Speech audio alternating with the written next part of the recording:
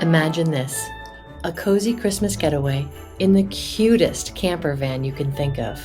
I see twinkling lights, I feel that holiday cheer and that unmistakable magic of the holiday season.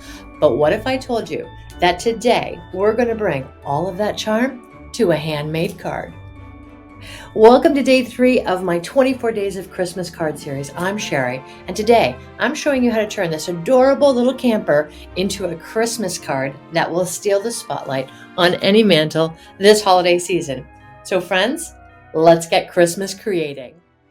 So what we're going to do is start by making the little central mat. This is going to be the background of the camper card that we're doing. And what I love about the stamps that I'm using here is that these trees layer up. So I've used a slightly lighter green at the back and then this nice dark green to create some embellishments, if you will.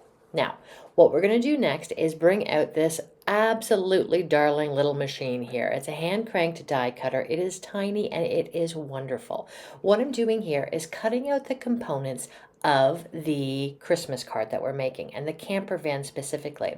Now the maker of this die has that one sort of central piece of the camper van that you see as all one piece, but I didn't want a red camper van with a red tire. So what you'll see is I've cut out a couple different colors, and though I'm not necessarily all that great at doing fussy cutting, I am going to actually piece together the pieces so that I have a black wheel and a black trailer hitch, but a red camper.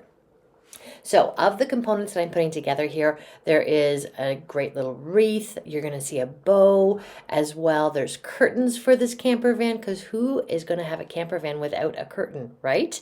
And there's also sort of the airstream effect that I've got going on here, which is the silver paper that I used, the silver cardstock that I used. So there I go, cutting apart the black layer that I cut.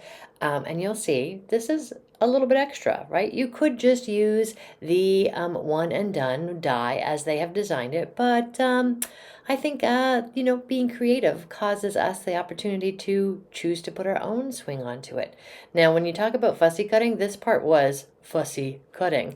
And the reason I say that is that tiny little door is round at the top, and I already mentioned I'm not necessarily a great fussy cutter. So probably chose the wrong scissors, far too big for that, but I made it work, friends, and there we go.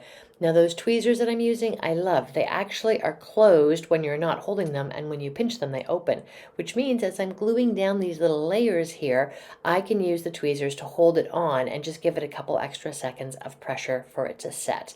But oh my gosh, isn't that better than just a plain red van? So what I'm going to do next is get my little wreath ready, and of course, I want the wreath on the door. You could decide to put it on the trailer hitch or somewhere else. And to me, a wreath needs a bow. So I put the little bow on, and then as well, we're going to do the curtains. Putting this onto that background piece, really easy and fun. I use glue when I'm putting it down, and ta-da, you can see that we now have our camper van on the background and are ready to start assembling the card.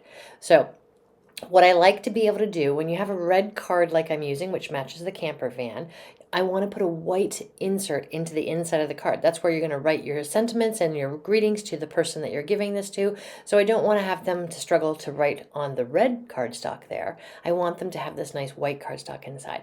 So I'm gluing that all the way down, and you'll see it's got that nice little gingham. I am in love with my glue press. It takes a regular glue bottle and turns it into a glue gun for me.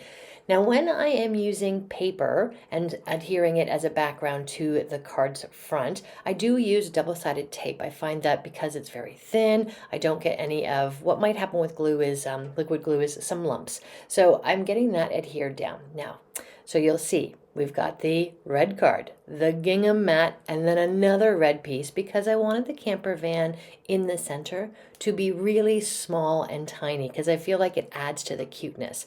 But look, when that all comes together, friends, we've got red, we've got green, we've got Christmas in a camper van, and oh, how cute it is.